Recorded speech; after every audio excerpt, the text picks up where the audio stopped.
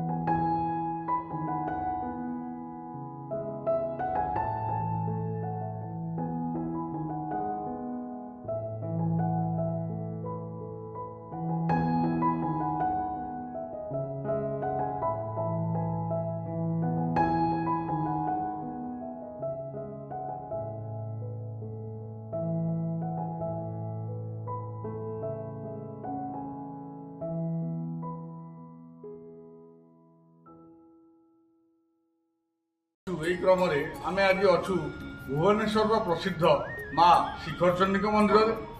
ये मंदिर को प्रथम माँ को दर्शन करने जावा पूर्व मु मंदिर किंवदंती विषय आपको किसी कही रखे। जहाँ किंवदंती अच्छी जहाँ आम आम पूर्वपुरुषों शुणीचु एठिकार मंदिर जो पूजक सी भी ये विषय आम कथा कहते एठार जो रामचंद्र माँ जानकी और लक्ष्मण को धरी वनवास आसते से पहाड़ उपरे किसी समय किसी दिन विश्राम करते विश्राम करने समय प्रभु रामचंद्र जितेबले एठी माँ को दर्शन करने मनहला माँ दुर्गा को दर्शन करने मनहला से सी इच्छा तांकर माँ जानकी एवं लक्ष्मण को कहले जे मोटे कहीं माँ को दर्शन करने को मन हो लक्ष्मण यही जगार ही सर मुନରେ एक माँ को प्रतिमूर्ति माटी निर्माण करदे जे मु सर मुନରେ ताड़िकी गोटे माँ को मूर्ति तैयारी करदेवी भाई मोर प्रभु मोर दर्शन करी किंतु जो सर मुନରେ से मूर्ति टी ताड़िकी तैयारी करती स्वयं माँ एठी प्रकट होते प्रभु रामचंद्र और माँ को दर्शन यही जगह ही होता।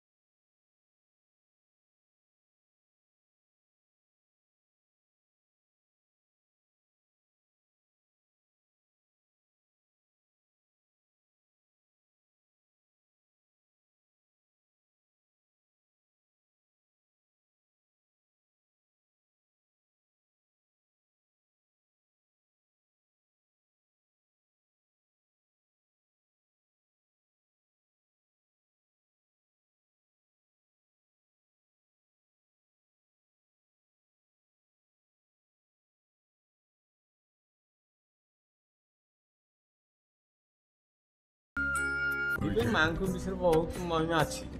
ତେଣୁକରି ଇଏ ଯେତେବେଳେ ରାମଚନ୍ଦ୍ର ବନବାସ 14 ବର୍ଷ କରୁଥିଲେ ଲକ୍ଷ୍ମଣ ସ୍ଥାପନ କରିଦେଇ ଯାଇଛନ୍ତି ଏଠି। ଇଏ ଆମ ବାପା ଜେଜ ଏମିତି ଆମ 14 ବର୍ଷରୁ ପୂଜା କରି ଆସୁଛନ୍ତି, ଏବେ ନୁହଁ। ଯେତେବେଳେ ବିରାଟ ଜଙ୍ଗଲ ଥିଲା ସେତେବେଳେ ଲକ୍ଷ୍ମଣ କ'ଣ ଯେତେବେଳେ ବିଶ୍ରାମ କଲେ ସେ ଆଙ୍କି ଦେଇକି ଯାଇଥିଲେ ଏଇ ଜାଗା ବରୁଣେଇ ପାହାଡ଼ ଯେଉଁ ଜାଗା ସବୁ ବିଶ୍ରାମ କରୁଛନ୍ତି ଆଙ୍କି ଦେଇକି ଗଲେ ଏଠି। ସେଇଦିନ ଟିକେ ପାଖାପାଖି ଲୋକ ସବୁ ଆମ କଟିଆ ଡମଣା ଚନ୍ଦକା ଦାରୁଠଙ୍ଗ ସବୁ ଲୋକ ବିଶ୍ୱାସ କଲେ। ତାପରେ ତାଙ୍କର ମହିମା ବଢ଼ିଲା ଆଉ ଧୀରେ ଧୀରେ ଆଉ। ଆମର ହେଉଛି ଚୈତ୍ର ମାସ ମଙ୍ଗଳବାର ହୁଏ, ତାପରେ ଗୋଟେ ହେଉଛି ପଣା ସଂକ୍ରାନ୍ତି, ତାପରେ ଯଜ୍ଞ ମାଘ ଷଷ୍ଠୀ, ଏମିତି ପର୍ବ ସବୁ ହୁଏ। ବହୁତ ଭରସା ଅଛି, କାହିଁକି ଯିଏ ଯାହା ମାନସିକ ପୂରଣ ହେଉଛି। ତାପରେ ବହୁତ ଲୋକ ଏଠି ଗୁହାରିଆ ପଡ଼ିକି ଆଜ୍ଞା ପାଇକି ଯାଇଛନ୍ତି, ବହୁତ ମାନସିକ ପୂରଣ ହେଉଛି। ଏଇ ଯେଉଁ ପୂଜାରୀ ଅଛି ତାଙ୍କ ଜେଜ ଥିଲେ, ବର୍ଷା ଢୁ ଢୁ ହେଉଥିଲା। ଆମର ମଝିରେ ଗୋଟେ ଜ୍ୱର ଅଛି ଆମ ଗାଁର, ସେ ଜ୍ୱର ଏପଟେ ସେପଟେ ହେଇପାରନ୍ତିନି, ବଦଳ ହେଇଗଲେ ଆଉ ଏପଟେ ଲୋକ ସେପଟେ ନାହିଁ, ସେପଟେ ଲୋକ ଏପଟେ ନାହିଁ। ତାପରେ ପୂଜାରୀ କ'ଣ କଲା, ସେ ବୁଢ଼ା ଶୋଇଲା ସେଇ ଦୁଆର ମୁହଁରେ, ମାଆଙ୍କୁ କହିକି ଶୋଇଲା। ଶୋଇଛି, ରାତି ଅଧରେ ମାଆ ତାକୁ ବାଘ ରୂପରେ ପିଠିରେ ପକେଇକି ନେଇକି ଗଲେ ଆମ ଜ୍ୱର ପାରି କରିକି।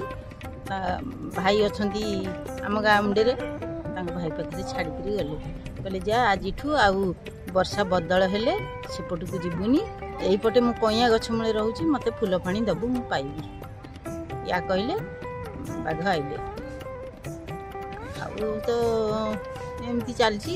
ତ କମିଟି ସବୁ କରିଥିଲା, ପୁଣି ଭଙ୍ଗା ଭଙ୍ଗି ହେଇକି ସରକାର ନେଇକିରି ସବୁ କରୁଛନ୍ତି, ଯାହା କରିବେ ଆଉ।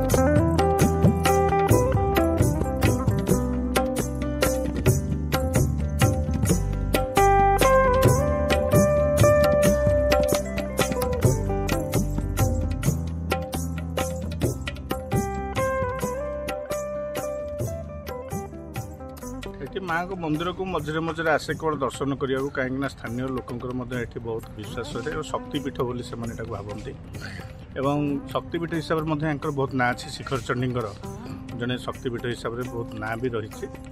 ଆଉ କିନ୍ତୁ ଏଠି ପ୍ରାୟ ଅଧିକାଂଶ ଲୋକ ଆସନ୍ତି ଏହାର ପ୍ରାକୃତିକ ପରିବେଶକୁ ଉପଭୋଗ କରିବା ପାଇଁ, ସେଇଟା ହେଉଛି ମୁଖ୍ୟ ଉଦ୍ଦେଶ୍ୟ। ଏବଂ ଏଠି ପିକନିକ୍ କରିବା ପାଇଁ ଏଠି ମଧ୍ୟ ବହୁତ ମାନେ ପିକନିକ୍ର ସ୍ଥଳ ବି ଗୋଟେ। ତା ବ୍ୟତୀତ ମାଆଙ୍କର ପ୍ରସାଦ ମଧ୍ୟ ଏଠି ଭୋଗ ହେଇକି ଲାଗି ହୁଏ, ତ ଖାଆନ୍ତି। ଏଇଭଳି ଭାବରେ ଏଠି ରହିଛି ଆଉ।